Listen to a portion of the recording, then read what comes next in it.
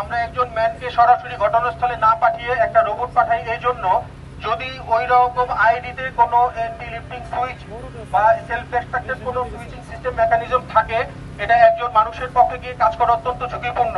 আপনাদের ব্যাপারটা আরেকটু ইনফরমেশন দিই, অনেক সময় আইডিটা ভিকটিম অপারেটেড হয় এবং কমান্ড ইনিশিয়েটিভ সিস্টেমও হয়। যদি কমান্ড ইনিশিয়েটিভ সিস্টেমের আইডি হয় এবং ডিসরাপ্টার সহ ঘটনাস্থলে প্রবেশ করছে, এক্সরে করা হয় কোন একটা ডিভাইসে তখনই যখন আমরা এটা নিশ্চিত হতে চাই যে এটা আসলেও আইডি নাকি হক কোনো ডিভাইস।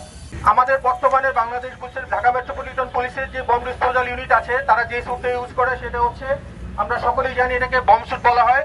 এটা হচ্ছে মেডেজের 10E। এটা বর্তমানে সবচেয়ে লেটেস্ট স্যুট। এই স্যুটটি